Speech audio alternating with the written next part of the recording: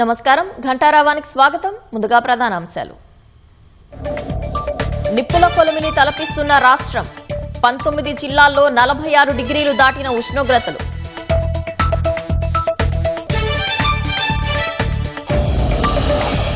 Health cluster ను future సిటీకి వచ్చేలా చర్యలు తీసుకోవాలన్న సీఎం రేవంత్. అవసరమైతే ప్రధాని మోదీకి విజ్ఞప్తి చేద్దామని వెల్లడి. హైదరాబాద్ మెట్రో 2వ దశకు కేంద్రం సానుకూలం. మెట్రో డీపీఆర్ అందిన తర్వాత నిర్ణయం తీసుకుంటామన్న కిషన్ రెడ్డి.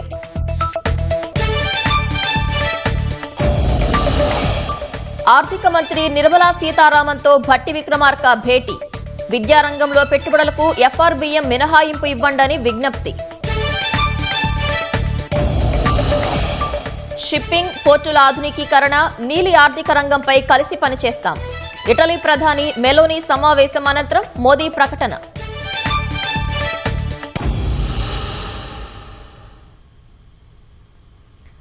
రాష్ట్రంలో భానుడు టారెత్తిస్తున్నాడు. ఇవాళ 19 జిల్లాల్లో అత్యధిక ఉష్ణోగ్రతలు 46 డిగ్రీలు దాటాయి. నిర్మల్లో అత్యధికంగా 46.5 డిగ్రీల ఉష్ణోగ్రత నమోదైంది. హన్మకొండ, కరీంనగర్, పెద్దపల్లి, జగిత్యాల, జనగామ, ఖమ్మం, కొమురంభీం, మంచిర్యాల, నిజామాబాద్, ఆదిలాబాద్, కొత్తగూడెం, మహబూబాబాద్, సిద్దిపేట, సూర్యాపేట, ములుగు, రాజన్న సిరిసిల్ల, నల్గొండ, వరంగల్ జిల్లాల్లో 46 డిగ్రీలు దాటింది. భూపాలపల్లి జిల్లాలో 45.8 డిగ్రీలుగా నమోదైంది. కామారెడ్డి, భువనగిరి 45, మెదక్, సంగారెడ్డి 43, హైదరాబాద్, మల్కాజ్గిరి, రంగారెడ్డి, మహబూబ్ నగర్, నాగర్ కర్నూలు జిల్లాల్లో 42 డిగ్రీలు దాటింది. గద్వాల, నారాయణపేట, వికారాబాద్ జిల్లాల్లో 41, వనపర్తిలో 40.5 డిగ్రీలుగా నమోదైంది. తీవ్రమైన వడగాలులు, ఎండ తీవ్రతపై వాతావరణ శాఖ హెచ్చరికలు జారీ చేసిన నేపథ్యంలో ప్రజలంతా అప్రమత్తంగా ఉండాలని ముఖ్యమంత్రి రేవంత్ రెడ్డి సూచించారు. ఉత్తర తెలంగాణ జిల్లాల్లో ఎండ తీవ్రత ఎక్కువగా ఉండనున్నందున ఆయా జిల్లాల అధికారులు అవసరమైన జాగ్రత్తలు తీసుకోవాలని ముఖ్యమంత్రి ఆదేశించారు. ఓఆర్ఎస్ ప్యాకెట్లు తగిన సంఖ్యలో అందుబాటులో ఉంచాలని, తాగునీరు, విద్యుత్ సరఫరాపై ప్రత్యేక శ్రద్ధ వహించాలని సీఎం ఆదేశించారు. ప్రాథమిక ఆరోగ్య కేంద్రాల నుంచి జిల్లా ఆసుపత్రుల వరకు వైద్యారోగ్య సిబ్బంది అప్రమత్తంగా ఉండాలని, వడదెబ్బతో ఎవరైనా ఆసుపత్రిలో చేరితే తగిన వైద్య సహాయం అందించాలని సీఎం స్పష్టం చేశారు. పట్టణ ప్రాంతాల్లో చలివేంద్రాలు ఏర్పాటు చేయాలని సీఎం రేవంత్ రెడ్డి సూచించారు. వీలైనంత వరకు మధ్యాహ్నం ప్రయాణాలు చేయవద్దని ముఖ్యమంత్రి సూచించారు. ఆయా జిల్లాల్లో పరిస్థితులను ఎప్పటికప్పుడు తెలుసుకుంటూ కలెక్టర్లకు దిశానిర్దేశం చేయాలని సీఎస్ రామకృష్ణరావును సీఎం రేవంత్ రెడ్డి ఆదేశించారు. భారత్ ఫ్యూచర్ సిటీలో అంతర్జాతీయ స్థాయిలో మౌలిక వసతులు కల్పించాలని ముఖ్యమంత్రి రేవంత్ రెడ్డి ఆదేశించారు. వచ్చే నెలలో ఫ్యూచర్ సిటీ ఇండస్ట్రియల్ పార్క్ లో పరిశ్రమలకు శంకుస్థాపనలు జరిగేలా చర్యలు చేపట్టాలన్నారు. బుల్లెట్ ట్రైన్ కోసం భూసేకరణ ప్రారంభించాలని, ఫ్యూచర్ సిటీలో 1500 ఎకరాల్లో డేటా సిటీ ఏర్పాటు చేయాలన్నారు. ఫ్యూచర్ సిటీలో ప్రజాప్రతినిధులు, సివిల్ సర్వీసెస్ అధికారులు, జర్నలిస్టులకు 500 ఎకరాలు కేటాయించనున్నట్లు సీఎం ప్రకటించారు. కేంద్రం ప్రకటించిన హెల్త్ క్లస్టర్ ను ఫ్యూచర్ సిటీలో ఏర్పాటు చేసేలా చర్యలు తీసుకోవాలని, అవసరమైతే ప్రధానిని కలిసి విజ్ఞప్తి చేద్దామని అధికారులకు తెలిపారు. రాష్ట్రానికి పెట్టుబడులు ఆకర్షించేందుకు ఇన్వెస్ట్ తెలంగాణ పేరుతో ప్రత్యేక విభాగం ఏర్పాటు చేయాలని ఆదేశించారు. జీసీసీలు, డేటా సెంటర్ల కోసం కరీంనగర్, వరంగల్, విజయవాడ రహదారుల సమీపంలోని ప్రభుత్వ భూములను గుర్తించాలని ముఖ్యమంత్రి ఆదేశించారు. ప్రభుత్వ కార్యాలయాలన్నీ 3 నెలల్లో టీ ఫైబర్ కు కనెక్ట్ కావాల్సిందేనని స్పష్టం చేశారు. మూలధన పెట్టుబడులపై ప్రత్యేక సహాయం శాస్కీ కింద తెలంగాణకు అదనంగా 5,000 కోట్ల రూపాయలు ఇవ్వాలని కేంద్ర ఆర్థిక మంత్రి నిర్మలా సీతారామన్ ను ఉప ముఖ్యమంత్రి భట్టి విక్రమార్క కోరారు. ఢిల్లీలో కేంద్ర ఆర్థిక మంత్రి నిర్మలా సీతారామన్తో సమావేశమైన భట్టి విక్రమార్క తెలంగాణలో అభివృద్ది ప్రాజెక్టులు సహా విద్యారంగంలో భారీ పెట్టుబడులు, మూలధన వ్యయాలకు అదనపు ఆర్థిక సహాయం కోరారు. విద్య, వైద్యం, గ్రామీణ మౌలిక వస్తువులు, మానవ వనరుల అభివృద్ది రంగాల్లో తెలంగాణ ప్రభుత్వం భారీ స్థాయిలో పెట్టుబడులు కొనసాగిస్తోందని చెప్పారు. విద్యారంగానికి 30,000 కోట్ల పెట్టుబడుల ప్రణాళిక రూపొందించామని తెలిపారు. ఇందులో 21,000 కోట్లతో 105 young India integrated residential schools నిర్మాణం చేపడుతున్నామని వెల్లడించారు. మరో 9,000 కోట్లతో ప్రభుత్వ జూనియర్ కళాశాలలు, డిగ్రీ కళాశాలలు, సాంకేతిక విద్యా సంస్థలు, డిజిటల్ మౌలిక వస్తువుల అభివృద్ది చేపడుతున్నట్లు చెప్పారు. విద్యారంగ పెట్టుబడులకు ఎఫ్ఆర్బీఎం పరిమితి నుంచి మినహాయింపు ఇవ్వాలని కోరారు. హైదరాబాద్ మెట్రో రైలు విస్తరణ దిశగా ముందడుగు పడింది. కేంద్ర రాష్ట్ర ప్రభుత్వాలు చెరో 50% చొప్పున ఖర్చు చేసే ప్రతిపాదనకు సిద్దంగా ఉన్నామని కేంద్ర పట్టణాభివృద్ది శాఖ మంత్రి మనోహర్ లాల్ ఖట్టర్ తెలిపారు. హైదరాబాద్ మెట్రో రైలు విస్తరణ, పారిశుద్ధ్యం, మౌలిక సదుపాయాలపై ఢిల్లీలో కేంద్ర మంత్రులు మనోహర్ లాల్ ఖట్టర్, కిషన్ రెడ్డి సమీక్షించారు. అనంతరం సమావేశ వివరాలను కిషన్ రెడ్డి సామాజిక మాధ్యమం ఎక్స్ ద్వారా వెల్లడించారు. 162 కిలోమీటర్ల మేర మెట్రో రెండవ దశ విస్తరణకు ప్రతిపాదనలు అందాయని తెలిపారు. రెండవ దశకు సంబంధించిన డిపిఆర్, ఇతర సాంకేతిక వివరాలు అందిన తర్వాత కేంద్ర ప్రభుత్వం సమగ్రంగా పరిశీలించి తదుపరి నిర్ణయం తీసుకుంటుందని మనోహర్ లాల్ ఖట్టర్ తెలిపారు. హైదరాబాద్ మెట్రో రెండవ దశ ప్రాజెక్టు చేపట్టేందుకు కేంద్ర ప్రభుత్వానికి ఎలాంటి ఇబ్బంది లేదని స్పష్టం చేశారు. మూసీ ప్రక్షాళనకు కేంద్రం సహకరిస్తుందన్న ఖట్టర్, అమృత్ 2.0 పథకం కింద 3,975 కోట్లతో 39 ఎస్టీపీలు మంజూరు చేసినట్లు వెల్లడించారు. హైదరాబాద్ మహానగర అభివృద్ధికి, ప్రజలకు మెరుగైన మౌలిక వసతులు కల్పించేందుకు కేంద్రం పూర్తి స్థాయిలో సహకారం అందిస్తుందని ఖట్టర్ చెప్పినట్లు కిషన్ రెడ్డి ఎక్స్ లో పేర్కొన్నారు. ఆపరేషన్ ఆక్టోపస్ 3.0 చేపట్టిన హైదరాబాద్ సైబర్ క్రైమ్ పోలీసులు సైబర్ నేరగాళ్లకు సిమ్ కార్డులు అందిస్తున్న 66 మందిని అరెస్ట్ చేశారు. 13 రాష్ట్రాల్లో దాడులు నిర్వహించిన పోలీసులు ఘోస్ట్ సిమ్ కార్డులతో వీరు దేశవ్యాప్తంగా 76 సైబర్ నేరాలు చేసినట్లు గుర్తించారు. 18 బృందాలతో 7 రోజుల పాటు సాగిన ఆపరేషన్లో మొత్తం 1194 ఘోస్ట్ సిమ్ కార్డులు గుర్తించారు. ప్రజలు తమ సిమ్ కార్డులు ఎవరు వాడుతున్నారో తెలుసుకోవాలని, ఒకవేళ మోసపోయినట్లు అనుమానం వస్తే వెంటనే 1930కు ఫోన్ చేయాలని హైదరాబాద్ పోలీస్ కమిషనర్ సజ్జనార్ తెలిపారు. ప్లస్ బ్యాంకింగ్ వస్తుంది. ముఖ్యంగా ఇంకోటి నెట్వర్క్ గోస్ట్ సిమ్ నెట్వర్క్. అంటే గోస్ట్ సిమ్ అంటే నా పేరుతోనే ఉన్న సిమ్ ఇంకోటి వాడు వాడడము. అంతే, అది పేరంతా నాదే ఉంటుంది, సిమ్ కూడా నాదే ఉంటుంది, నాదే బయోమెట్రిక్స్ ఉంటుంది, నాదే ఆధార్ కార్డు ఉంటుంది. బట్ అది యూజ్ చేసేవాళ్ళు వేరే వాళ్ళు. అది ఒక గోస్ట్ సిమ్ నెట్వర్క్. దాన్ని ఛేదించడానికి మనము ఆక్టోపస్ 3.0 స్టార్ట్ చేయడం జరిగింది. సో దాదాపు 10 రోజు ఆల్మోస్ట్ 13 స్టేట్స్లో మనము ఈ ఒక ఆపరేషన్ చేపట్టాను. సో దాదాపు 66 మందిని మనము అరెస్ట్ చేయడం జరిగింది. Hundreds of crores of cheating వీళ్ళందరూ కూడా పాల్గొన్నారు. దాంట్లో మనము ఐడెంటిఫై చేసింది 44 మంది గోస్ట్ సిమ్ హోల్డర్స్. అంటే పేరేమో వేరే వాళ్ళు, వాడేవాళ్ళు వేరే వాళ్ళు. సో వీళ్ళందరూ కూడా మనము అరెస్ట్ చేయడం జరిగింది. అట్లానే ఎందుకంటే ఎట్లా బ్యాంకింగ్లో లోపాలు ఉన్నాం, ఇక్కడ కూడా ఈ టెలికాం ఆపరేటర్స్ కూడా చాలా లోపాలు ఉన్నాం. అది గుర్తించడానికి అట్లానే వాళ్ళు ఇన్వాల్వ్మెంట్ ప్రూవ్ అయిన తర్వాత దాదాపు 20 మంది పిఓఎస్ ఏజెంట్స్ని అట్లానే టెలికాం ప్రమోటర్స్ కూడా మనం అరెస్ట్ చేయడం జరిగింది. ఇంకా ముఖ్యంగా ఇలాంటి గోస్ట్ సిమ్ని ఒక్కసారి అన్ని కలెక్ట్ చేసి వీరు సైబర్ క్రిమినల్స్ ఇచ్చే ఒక ఇద్దరు కూడా గోస్ట్ సిమ్ సప్లయర్స్ కూడా అరెస్ట్ చేయడం జరిగింది. ఈ ఒక 20 మందిలో ఎయిర్టెల్కి సంబంధించిన 7 అధికారులు ఉన్నారు. అట్లానే జియోకి చెందిన 3 ఉన్నారు. వోడాఫోన్ ఐడియాకు చెందిన 10 మందిని మనము ఈ ఒక పిఓఎస్ ఏజెంట్స్ని ప్లస్ అదేవిధంగా టెలికాం ప్రమోటర్స్ని మనము అరెస్ట్ చేయడం జరిగింది. సో దాన్ని మనము ఛేదించడానికే ఈ ఆక్టోపస్ 3.0ని పెట్టడం జరిగింది. ఈ ఆక్టోపస్ 3.0లో మనం మొత్తము 1194 సబ్స్క్రైబర్స్ని మనం ఐడెంటిఫై చేయడం జరిగింది. మొత్తము వందలాది కోట్ల రూపాయలు ఈ ఒక సైబర్ క్రైమ్లో ఇన్వాల్వ్ కావడం జరిగింది. దాంట్లో మనము దాదాపు 544 సిమ్ కార్డ్స్ని మనము సీజ్ చేయడం జరిగింది. ఇంకా దాదాపు 432 సిమ్స్ ఇంకా సీల్డ్ ఉన్నావు.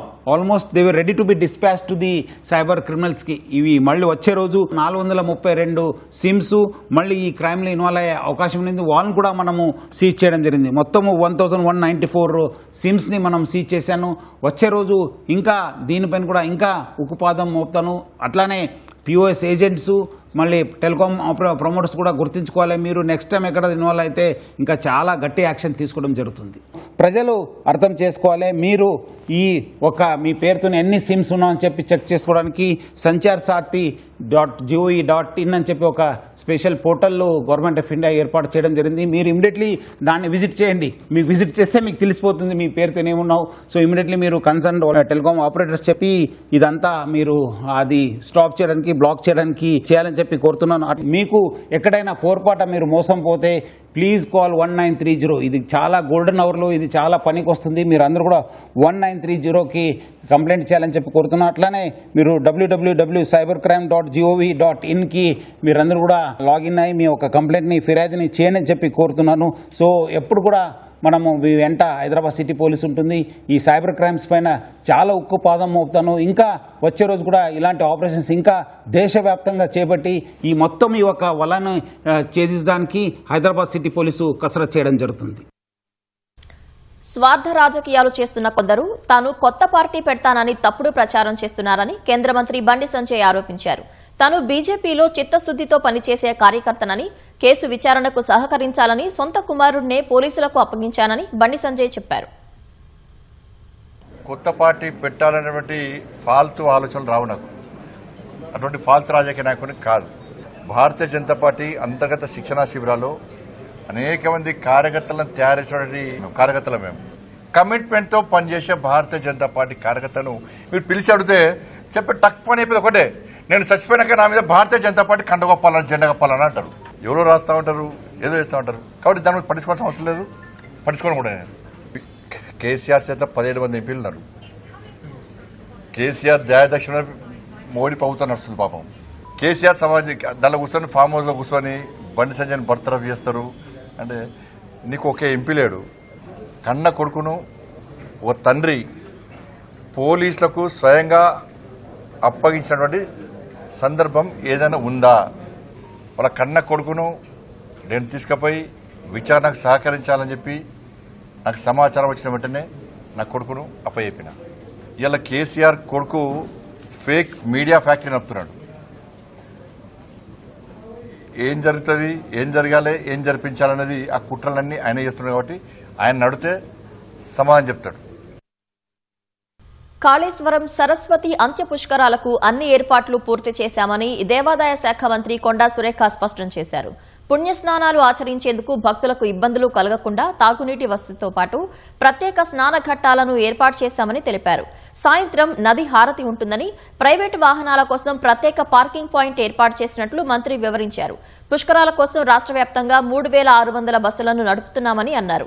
వాహనాలను ఓవర్టేక్ చేసే సమయంలో ప్రమాదాలు జరిగే అవకాశం ఉందని, ప్రమాదాలతో పాటు ట్రాఫిక్ ఇబ్బందులు ఏర్పడే అవకాశం ఉందని తెలిపారు. వాహనదారులు క్రమశిక్షణగా డ్రైవింగ్ చేస్తూ పుష్కరాలకు సహకరించాలని కోరారు. అంత్య పుష్కరాలు 21 నుంచి నెల 1 వరకు కూడా నిర్వహించబడతా ఉన్నాయి. ప్రభుత్వం నుండి 30 కోట్ల రూపాయలు కూడా ముఖ్యమంత్రి గారు కేటాయించడం జరిగింది. ఇక్కడ పనులన్నీ కూడా పూర్తి చేసి సౌకర్యాలు కూడా భక్తులకు ఏర్పాటు చేయడం జరిగింది. సాంస్కృతిక కార్యక్రమాలు కూడా ఈ 10 రోజులు కూడా నిర్వహించబడతాయి. భక్తులకు ఎటువంటి ఇబ్బంది లేకుండా, వికలాంగులకు గాని వృద్ధులకు గాని ఎటువంటి ఇబ్బంది కాకుండా ఏర్పాటు చేయడం జరిగింది. చాలా మంది వాలంటీర్లను కూడా నియమించడం జరిగింది. అన్ని శాఖలకు కూడా వారికి ఆదేశాలు ఇస్తూ ఎవరి శాఖ వారు రెస్పాన్సిబిలిటీ తీసుకుంటూ అన్ని శాఖల కోఆర్డినేషన్ తోటి ఇచ్చేటువంటి భక్తులకు ఇబ్బంది కాకుండా చూసుకోవాల్సిన బాధ్యత అప్పచెప్పడం జరిగింది. ప్రజాపాలనలో సంక్షేమం పరుగులు పెడుతోందని కార్మిక శాఖ మంత్రి గడ్డం వివేక్ వెంకటస్వామి అన్నారు. సంగారెడ్డి జిల్లా పటాన్చెరువు నియోజకవర్గంలో 84 కోట్ల రూపాయలతో అభివృద్ది పనులకు శంకుస్థాపన చేశారు. తెలంగాణ రాష్ట్ర అవతరణ దినోత్సవం సందర్భంగా జూన్ 2న ఇందిరమ్మ ఇళ్లు, కొత్త పింఛన్లు మంజూరు చేస్తామని వివేక్ తెలిపారు. ఈ 2వ తారీఖు తర్వాత మళ్ళీ ఇంకొక విడుదల 3500 ఇల్లు ఆల్రెడీ ఇవ్వడం జరిగింది. మళ్ళొక 2500 ఇల్లు జూన్ 2 నాడు మళ్ళీ ప్రారంభం అవుతుంది. ఎవరైతే L2, L3గా ఉన్నారో, అర్హత ఉన్నదో వాళ్ళకు కూడా ఇల్లు కల్పించే బాధ్యత రాష్ట్ర ప్రభుత్వంది. మీ అందరికీ కూడా ఇల్లు కూడా లభించడం జరుగుతుంది. పెరిగిన పెట్రోలు, డీజిల్, గ్యాస్ ధరలకు వ్యతిరేకంగా కేంద్ర ప్రభుత్వ వైఖరిని నిరసిస్తూ కరీంనగర్లో కాంగ్రెస్ పార్టీ కార్యకర్తలు నిరసన చేపట్టారు. గీతాభవన్ చౌరస్తా నుంచి కలెక్టరేట్ వరకు ఎడ్ల బండ్లు, ద్విచక్ర వాహనాలను మోసుకొస్తున్న రిక్షాలు, సైకిళ్లతో ప్రదర్శనలు చేశారు. పెంచిన ధరల కారణంగా అన్ని వర్గాల ప్రజలు తీవ్రంగా నష్టపోతున్నారని వాపోయారు. గతంలో అంతర్జాతీయ మార్కెట్ ఇంధన ధరలు ఇప్పటికంటే ఎక్కువగా ఉన్నప్పుడు సైతం అప్పటి యూపీఏ ప్రభుత్వం ధరల్ని అదుపులో ఉంచిందని గుర్తు చేశారు. కేంద్రం ధరలు తగ్గించే వరకు కాంగ్రెస్ పోరాటం ఆగదని స్పష్టం చేశారు. పండించిన వరి పంటను సకాలంలో రైస్ మిల్లులకు చేరవేసేందుకు హమాలీలు లేకపోవడంతో ఆ ప్రాంత మహిళలే హమాలీలుగా మారారు. పెద్దపల్లి జిల్లా పెద్దంపేట గ్రామ రైతులు యాసంగిలో పండించిన వరి ధాన్యాన్ని ఐకేపీ కేంద్రాలకు తరలించారు. రోజుల తరబడి అక్కడే నిల్వ ఉండటంతో మహిళలు కొనుగోలు కేంద్రానికి వచ్చి స్వయంగా ధాన్యాన్ని తరలించేందుకు సిద్దమయ్యారు. ధాన్యాన్ని బస్తాలలో నింపి లారీలోకి లోడ్ చేస్తున్నారు. వర్షం పడితే నష్టపోవాల్సి వస్తుందని, అందుకే ధాన్యాన్ని తరలించేందుకు తరలిస్తున్నామని మహిళలు అంటున్నారు. ఈ ఏసంగి పంట బాగా పండడంతో వీటినన్ని తీసుకొచ్చి కళ్ళంలో వేయడం జరిగింది. హమాలీలు దొరకక మహిళలం వచ్చి ఇక్కడ కూలీగా పనిచేయడం జరుగుతుంది. మాకు ఇది మంచి అవకాశంగా భావిస్తుంది. గ్రామంలో ఏసంగి పంట కోసం వర్షాలు పడడం వల్ల రైతులకు ఇబ్బంది కలగకుండా మేము హమాలీ కూలీల మహిళలు వస్తున్నాం. ఎత్తిపోతల పథకం ద్వారా నీళ్లు అందించడంతో పెద్ద ఎత్తున పంటలు రావడం జరిగింది. లారీలు పెద్ద ఎత్తున వస్తా ఉన్నాయి. కొనుగోలు కూడా ప్రభుత్వం గింజ కోత లేకుండా కొంటా ఉన్నప్పటికీ హమాలీల కొరత ఉండడంతో మా గ్రామానికి సంబంధించినటువంటి ఆడబిడ్డలు అందరూ కూడా అన్నం పెట్టే అన్నదాతకు మేము అండగా ఉంటాం, హమాలీ కూలీలుగా మారతామని చెప్పి ఇక్కడికి పెద్ద ఎత్తున తరలి వచ్చి హమాలీల కొరత లేకుండా తొందరగా కొనుగోలు కేంద్రం నుంచి వాళ్ళు శక్తి వంచన లేకుండా ఎండను సైతం లెక్క చేయకుండా పనిచేస్తున్నటువంటి వారికి హృదయపూర్వకంగా పెద్దంపేట గ్రామ ప్రజల పక్షాన ధన్యవాదాలు తెలియజేస్తాం. యాదాద్రి భువనగిరి పట్టణంలోని బైపాస్ రహదారిపై ఘోర ప్రమాదం జరిగింది. బైక్ ను లారీ ఢీకొట్టడంతో ఇద్దరు మృతి చెందారు. చందుపట్ల గ్రామానికి చెందిన శ్రీకాంత్, సంగారెడ్డి జిల్లా గంగారం గ్రామానికి చెందిన ప్రమోద్ కుమార్ ఓ హోటల్లో పనిచేస్తున్నారు. విధులకు హాజరు కావడానికి బైక్పై వెళ్తుండగా లారీ ఢీకొట్టింది. మృతదేహాలను జిల్లా కేంద్ర ఆసుపత్రికి పోలీసులు తరలించి కేసు నమోదు చేసుకుని దర్యాప్తు చేపట్టారు. దీంతో వాళ్ల కుటుంబంలో విషాదం నెలకొంది. వేసవి సెలవుల నేపథ్యంలో తిరుమలకు భక్తులు పోటెత్తారు. రద్దీ దృష్ట్యా భక్తులకు ఎలాంటి అసౌకర్యం కలగకుండా టీటీడీ ప్రత్యేక ఏర్పాట్లు చేసింది. క్యూలైన్లను సమర్థంగా నిర్వహించి అధిక సంఖ్యలో భక్తులు దర్శనం చేసుకునేలా చర్యలు చేపట్టింది. వైకుంఠం క్యూ కాంప్లెక్స్ లో ఏర్పాటు చేసిన ఇంటిగ్రేటెడ్ కమాండ్ సెంటర్ ద్వారా రియల్ టైం మానిటరింగ్ చేస్తూ భక్తుల సౌకర్యాలపై ప్రత్యేక దృష్టి సారిస్తున్నట్లు టీటీడీ తెలిపింది.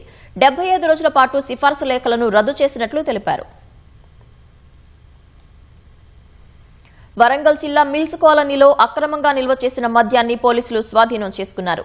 ఉన్నతాధికారుల ఆదేశాల మేరకు సుమారు 2 లక్షల రూపాయలు విలువ చేసే మద్యాన్ని జేసీబీతో ధ్వంసం చేశారు. 6 నెలలుగా మిల్స్ కాలనీలో వేర్వేరు చోట్ల అక్రమంగా అమ్ముతున్న మద్యాన్ని స్వాధీనం చేసుకుని ఎక్సైజ్ శాఖకు అప్పగించారు. కొద్ది కాలంగా ఆ ప్రదేశంలో మద్యం అమ్మకాలు విచ్చలవిడిగా జరుగుతున్నాయన్న సమాచారంతో మద్యం గొలుసు దుకాణాలపై దాడులు చేశామని టాస్క్ ఫోర్స్ పోలీసులు తెలిపారు.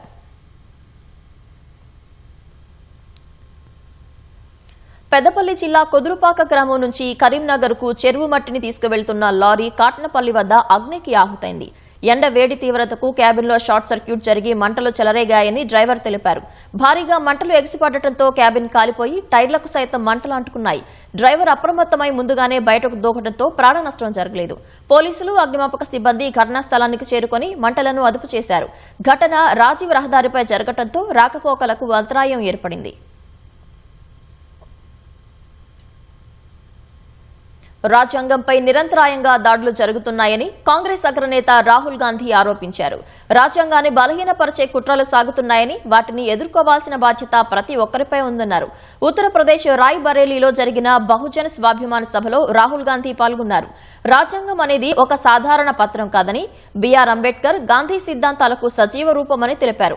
మహనీయులను స్మరించుకుంటున్నప్పటికీ వారు నమ్మిన సిద్ధాంతాలను కాపాడలేకపోతున్నామని రాహుల్ ఆవేదన వ్యక్తం చేశారు. మహనీయుల విగ్రహాల ముందు తలలు వంచడం పెద్ద ఫ్యాషన్ గా మారిందన్న రాహుల్, వారు నమ్మిన సిద్ధాంతాలపై దాడి జరుగుతుంటే మాత్రం మౌనంగా ఉంటున్నారని వ్యాఖ్యానించారు. రాజ్యాంగంపై ప్రధాని మోదీ, అమిత్ షా, ఆర్ఎస్ఎస్ నేతలు నిత్యం దాడి చేస్తూనే ఉన్నారని ఆరోపించారు. ఉపాధి హామీ పథకాన్ని బలహీనపరచడం, కులగణన చేపట్టకపోవడం అందులో భాగమేనన్నారు. దేశ ప్రయోజనాలను పణంగా పెట్టి అంబానీ, అదానీ వంటి బడా పారిశ్రామికవేత్తల ప్రయోజనాలకే కేంద్రం ప్రాధాన్యమిస్తుందని రాహుల్ గాంధీ దుయ్యబట్టారు. कि विदेश मत जाओ, सोना मत खरीदो, इलेक्ट्रिक गाड़ी खरीदो, फिर हजारों करोड़ रुपए के जहाज में विदेश चला जाता। आने वाले समय में किसान के पास खाद नहीं होगा, आर्थिक तूफान आ रहा है। आप देखना कुछ ही महीनों में महंगाई कहां जाती है, पेट्रोल के दाम कहां जाते हैं, डीजल के दाम कहां जाते हैं, गैस के दाम कहां जाते हैं, दाल चावल के दाम कहां जाते हैं। चुनाव से पहले कहा कि पेट्रोल की कोई कमी नहीं, गैस की कोई कमी नहीं, पेट्रोल के दाम नहीं बढ़ेंगे। और आज जब पेट्रोल के दाम बढ़ रहे हैं तो अंबानी पेट्रोल हिंदुस्तान के बाहर भेज रहा है। अंबानी रूस से पेट्रोल खरीदता है और बाहर बेचता है। और अंबानी नरेंद्र मोदी की फंडिंग उस पेट्रोल से पैसे से करता है। ప్రధాని మోదీని ఉద్దేశించి కాంగ్రెస్ అగ్రనేత రాహుల్ గాంధీ చేసిన వ్యాఖ్యలపై బీజేపీ తీవ్రంగా మండిపడింది. రాహుల్ మాటలు ఆయన అరాచక మనస్తత్వానికి, వ్యక్తిత్వాన్ని ప్రతిబింబిస్తున్నాయని దుయ్యబట్టింది. రాయ్బరేలీ పర్యటనలో ఒక కార్యక్రమంలో పాల్గొన్న రాహుల్ గాంధీ ప్రధాని మోదీ, హోంమంత్రి అమిత్ షాను లక్ష్యంగా తీవ్ర విమర్శలు చేశారు. వారు దేశద్రోహులని పేర్కొన్న నేపథ్యంలో బీజేపీ తీవ్రంగా స్పందించింది. ఎన్నికల్లో వరుస ఓటములు, రాహుల్లో నెలకొన్న నిరాశ, నిస్పృహలు ఆయన వ్యాఖ్యలను ప్రతిబింబిస్తున్నాయని బీజేపీ అధ్యక్షుడు నితిన్ నబీన్ అన్నారు. రాహుల్ వ్యాఖ్యలు 140 కోట్ల మంది ప్రజలను అవమానించేలా ఉన్నాయని, అందుకు ఆయన క్షమాపణ చెప్పాలని డిమాండ్ చేశారు. తమిళనాడులో విజయ్ సారథ్యంలోని టీవీకే ప్రభుత్వానికి అప్పుడే మిత్రపక్షాల నుంచి తలనొప్పులు మొదలయ్యాయి. వామపక్షాల హెచ్చరికలతో అన్నాడీఎంకే రెబెల్స్ ను కేబినెట్లోకి తీసుకోబోమని టీవీకే స్పష్టం చేసింది. అంతకుముందు అన్నాడీఎంకే రెబెల్స్ ను కేబినెట్లో తీసుకుంటే విజయ్ సర్కార్కు మద్దతు కొనసాగించడంపై పునరాలోచన చేస్తామని సీపీఎం హెచ్చరించింది. డీఎంకే, అన్నాడీఎంకేలను ప్రజలు తిరస్కరించారని, అన్నాడీఎంకే రెబెల్స్ ను కేబినెట్లోకి తీసుకుంటే ప్రజా తీర్పునకు వ్యతిరేకమవుతుందని సీపీఎం తమిళనాడు కార్యదర్శి పి షణ్ముగం వెల్లడించారు. అవినీతి రహిత పాలన అందిస్తామన్న టీవీకే ఆశయాలకు గొడ్డలు పెట్టు అని చెప్పారు. సీఎం విజయ్ ఆ స్థాయికి దిగజారని భావిస్తున్నట్లు షణ్ముగం తెలిపారు. ప్రజలు ఎన్నుకున్న ప్రభుత్వమే పాలన సాగించాలనే ఉద్దేశంతో వామపక్షాలు బీసీకే బయట నుంచి మద్దతు ఇస్తున్నట్లు వివరించారు. మళ్లీ ఎన్నికలకు తమిళ ప్రజలు సిద్దంగా లేరని సీపీఎం నేత తెలిపారు. ఈ నేపథ్యంలో బీసీకే, ఐయూఎంఎల్ కేబినెట్లో చేరాలని టీవీకే సర్కార్ కోరటం ప్రాధాన్యం సంతరించుకుంది. కేరళలోని కాంగ్రెస్ నేతృత్వంలోని యూడీఎఫ్ ప్రభుత్వం సంచలన నిర్ణయం తీసుకుంది. గత ఎల్డీఎఫ్ సర్కార్ హయాంలో ప్రతిష్టాత్మకంగా చేపట్టిన silver line semi high speed railway ప్రాజెక్టును రద్దు చేసింది. ఈ మేరకు కేబినెట్ నిర్ణయం తీసుకున్నట్లు సీఎం వీడీ సతీశన్ ప్రకటించారు. ఈ ప్రాజెక్టు కోసం సేకరించాలని భావించిన భూముల నోటిఫికేషన్లను తక్షణమే వెనక్కి తీసుకుంటున్నట్లు సీఎం తెలిపారు. అంతేకాదు, భూసేకరణ కోసం వివిధ ప్రాంతాల్లో పెట్టిన పసుపు రంగు కాంక్రీట్ పిల్లర్లను వెంటనే తొలగించాలని రెవెన్యూ శాఖను ఆదేశించారు. ఈ ప్రాజెక్టుకు వ్యతిరేకంగా ఆందోళనలు చేసిన వారిపై నమోదైన క్రిమినల్ కేసులను కోర్టు అనుమతికి లోబడి ఉపసంహరించుకోవాలని హోంశాఖకు సిఫార్సు చేయనున్నట్లు సీఎం తెలిపారు. వేల కోట్ల రూపాయల ఆర్థిక భారం, తీవ్రమైన పర్యావరణ విధ్వంసానికి కారణమయ్యే ఈ ప్రాజెక్టుకు సరైన డీపీఆర్ కూడా లేదని ఆరోపించారు. ఈ ప్రాజెక్టు పూర్తయితే వర్షాకాలంలో కేరళ మునిగిపోతుందని సీఎం సతీశన్ విమర్శించారు.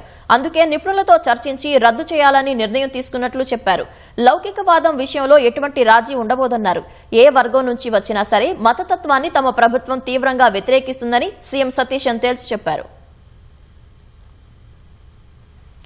భారత్ ఇటలీ సంబంధాలను మరింత బలోపేతం చేసే దిశగా ఆ దేశ ప్రధాని జార్జియా మెలోనీతో ప్రధాని నరేంద్ర మోదీ చర్చలు జరిపారు. ఈ సమావేశంలో ఇరు దేశాల మధ్య వాణిజ్యం, రక్షణ, క్లీన్ ఎనర్జీ, సాంకేతిక రంగాలపై ప్రత్యేకంగా ఇరువురు నేతలు సుదీర్ఘంగా చర్చించారు. అంతకుముందు ఇటలీ అధ్యక్షుడు సెర్గియో మట్టరెల్లాతో కూడా ప్రధాని సమావేశమయ్యారు. వాణిజ్యం, పెట్టుబడులు, సాంస్కృతిక బంధాలు, ఆర్టిఫిషియల్ ఇంటెలిజెన్స్, క్రిటికల్ మినరల్స్, అంతరిక్ష పరిశోధనలు, అణుశక్తి రంగాలలో పరస్పర సహకారంపై సుదీర్ఘంగా చర్చించారు. అంతకుముందు నార్వే పర్యటన ముగించుకొని ఇటలీ చేరుకున్న ప్రధాని మోదీకి రోమ్లో ఘన స్వాగతం లభించింది. రోమ్ చేరుకున్న వెంటనే ఆయన ఇటలీ ప్రధాని జార్జియా మెలోనీతో ప్రత్యేక విందులో పాల్గొన్నారు. అనంతరం ఇరువురు నేతలు రోమ్లోని ప్రఖ్యాత చారిత్రక కట్టడం కోలోసియంను సందర్శించారు. मुझे खुशी है कि हम अपने संबंधों को अपग्रेड करते हुए स्पेशल स्ट्रेटेजिक पार्टनरशिप की घोषणा कर रहे हैं। फ्रेंड्स, आज की बैठक में हमने हमारी भावी साझेदारी को और सशक्त बनाने के लिए विस्तृत रूप से चर्चा की। Bharat Italy joint strategic action plan 2025 to 2029 हमारी साझेदारी को एक प्रैक्टिकल और फ्यूचरिस्टिक ढांचा प्रदान करता है। हम इस पर समयबद्ध तरीके से आगे बढ़ रहे हैं। हमारे साझा प्रयासों में द्विपक्षीय व्यापार 20 बिलियन यूरो के लक्ष्य की ओर तेजी से बढ़ रहा है। भारत में मौजूद ప్రధాని నరేంద్ర మోదీ తన ఇటలీ పర్యటనలో ఆ దేశ ప్రధాని జార్జియా మెలోనీకి ఒక మధురమైన కానుకను ఇచ్చారు. రోమ్ పర్యటనలో ఉన్న ఆయన భారత్ నుంచి ప్రత్యేకంగా తీసుకెళ్లిన పార్లే మెలోడీ చాక్లెట్ ప్యాకెట్ ను బహుమతిగా ఇచ్చారు. ఆ వీడియోను ఇటలీ ప్రధాని మెలోనీ తన సోషల్ మీడియా ఖాతా ఎక్స్ లో పంచుకున్నారు. బహుమతికి ధన్యవాదాలు అని ఆ పోస్ట్ కు క్యాప్షన్ ఇచ్చారు. ఆ వీడియోలో మోదీ, మెలోనీ ఇద్దరు చాక్లెట్ ప్యాకెట్ ను పట్టుకుని కనిపించారు. తమ పేర్లపై ఇంటర్నెట్ లో వస్తున్న ట్రెండ్ ను గుర్తు చేసుకుంటూ ఇరువురు నేతలు సరదాగా నవ్వుకున్నారు. Prime Minister Modi brought us a gift, a very, very good toffee. Melody.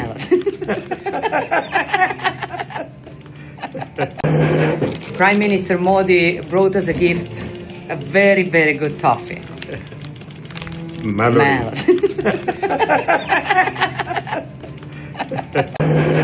Prime Minister Modi brought us a gift, a very, very good toffee.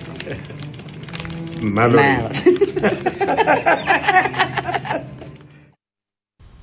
ఇరాన్లో యుద్ధంలో సంచలన విషయాలు వెలుగులోకి వస్తున్నాయి. అయతుల్లా అలీ ఖమేనీ హత్య తర్వాత మాజీ అధ్యక్షుడు నెజాద్కు పాలనా పగ్గాలు కట్టబెట్టేందుకు అమెరికా, ఇజ్రాయెల్ ప్రణాళిక రచించినట్లు తెలుస్తోంది. అమెరికా, ఇజ్రాయెల్లకు బద్ద శత్రువుగా, మితవాద నాయకుడిగా పేరు పొందిన మహమూద్ అహ్మదీ నెజాద్ను ఇరాన్ పీఠంపై కూర్చోబెట్టడమే లక్ష్యంగా ఆ దేశంపై దాడులు చేసినట్లు అంతర్జాతీయ మీడియా కథనాలు పేర్కొన్నాయి.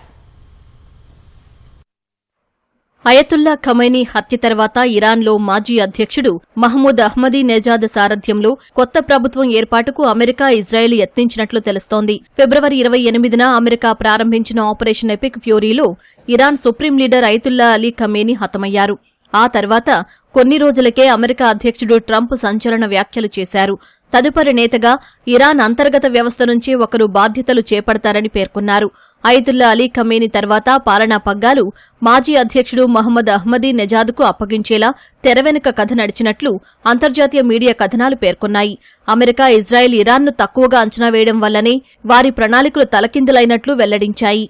అయితే ఇరాన్ తదుపరి నేతగా అహ్మదీ నెజాద్ను అమెరికా ఎంచుకోవడం అంతర్జాతీయ దౌత్య వర్గాలను తీవ్ర ఆశ్చర్యానికి గురిచేసింది. 2005 నుంచి 2013 వరకు ఇరాన్ అధ్యక్షుడిగా కొనసాగిన నెజాద్ అమెరికా, ఇజ్రాయెల్పై వ్యతిరేక వైఖరిని అవలంబించారు. ఇజ్రాయెల్ను ప్రపంచ పటం నుంచి తుడిచిపెట్టాలని పిలుపునివ్వటమే కాకుండా యూదుల నరమేధాన్ని బహిరంగంగా ఖండించారు. ఇరాన్ అణురంగాన్ని ముందుకు తీసుకెళ్లడంతో పాటు విపక్షాల అణచివేతకు పాల్పడ్డారనే ఆరోపణలున్నాయి. అయినప్పటికీ అయతుల్లా ఖమేనీ తర్వాత ఇరాన్ను సైనికంగా, సామాజికంగా అదుపు చేయగల సత్తా నెజాద్కు మాత్రమే ఉందని ట్రంప్ సర్కారు బలంగా విశ్వసించినట్లు మీడియా కథనాలు పేర్కొన్నాయి. అధ్యక్ష పదవి నుంచి దిగిపోయిన తర్వాత అహ్మదీ నెజాద్ ఇరాన్లోని ఇస్లామిక్ ప్రభుత్వంపై తీవ్ర విమర్శలు చేశారు. దీంతో ఇరాన్ గార్డియన్ కౌన్సిల్ ఎన్నికల్లో పోటీ చేయకుండా ఆయనపై నిషేధం విధించింది. ఖమేనీ నాయకత్వంతో నెలకొన్న విభేదాలను ఉపయోగించుకోవాలని చూసిన అమెరికా అహ్మదీ నెజాద్తో సంప్రదింపులు కూడా జరిపినట్లు తెలుస్తోంది. ఈ క్రమంలోనే అహ్మదీ నెజాద్కు పాశ్చాత్య దేశాలకు చెందిన గూఢాచార సంస్థలతో సంబంధాలు ఉన్నాయని అనుమానాలు బలపడ్డాయి. 2019లో ఓ ఇంటర్వ్యూ ఇచ్చిన అహ్మదీ నెజాద్ డొనాల్డ్ ట్రంప్ను యాక్షన్ మ్యాన్ అని కొనియాడారు. యుద్దం ప్రారంభానికి కొన్ని రోజుల ముందే హంగేరీ పర్యటన ముగించుకుని స్వదేశానికి తిరిగొచ్చారు. హంగేరీతో ఇజ్రాయెల్ ప్రధాని నెతన్యాహుకు అత్యంత సన్నిహిత సంబంధాలు ఉన్నాయి. యుద్దం సమయంలో అహ్మదీ నెజాద్ ఇజ్రాయెల్కు వ్యతిరేకంగా ఒక్క మాట మాట్లాడకుండా వ్యూహాత్మక మౌనాన్ని పాటించడం సోషల్ మీడియాలో పెద్ద ఎత్తున చర్చకు దారితీసింది. ఇస్లామిక్ పాలకుల అవినీతిపై తిరుగుబావుటా ఎగురవేసిన అహ్మదీ నెజాద్ను ఇరాన్ పాలకులు గృహ నిర్బంధంలో ఉంచారు. ఆయనకు కాపలాగా ఐఆర్జీసీ బలగాలను మోహరించారు. యుద్దం మొదటి రోజే ఇజ్రాయెల్ వైమానిక దళం అహ్మదీ నెజాద్ ఇంటిపై క్షిపణి దాడి చేసింది. ఆ దాడుల్లో ఆయన గాయపడ్డారు. అయితే ఇది ఆయనను చంపడానికి చేసిన దాడి కాదని, అహ్మదీ నెజాద్ను విడిపించడానికి చేసిన ఒక జైలు బ్రేక్ ఆపరేషన్ అని న్యూయార్క్ టైమ్స్ కథనం పేర్కొంది. ఇరాన్లో అంతర్గతంగా అల్లర్లు సృష్టించి అక్కడి మౌలిక సదుపాయాలు, గ్రిడ్ వ్యవస్థలను ధ్వంసం చేయాలని అమెరికా, ఇజ్రాయెల్ భావించాయి. ఆ తర్వాత ఇరాన్ పగ్గాలు అహ్మదీ నెజాద్కు కట్టబెట్టాలని ప్రణాళికలు రచించాయి. వెనజువెలా ఫార్ములాను ఇరాన్లోనూ అమలు చేయాలని ట్రంప్ భావించినట్లు సమాచారం. అయితే ఇరాన్ పరిస్థితులను అంచనా వేయడంలో అగ్రరాజ్యం పూర్తిగా విఫలమైనట్లు అంతర్జాతీయ మీడియా కథనాలు పేర్కొన్నాయి. మరి అజ్ఞాతంలోకి వెళ్లిన అహ్మదీ నెజాద్ కథ ఇక్కడితో ముగిసిందా, లేక రాబోయే రోజుల్లో ఆయన మళ్లీ తెరపైకి వస్తారా అనేది వేచి చూడాలి.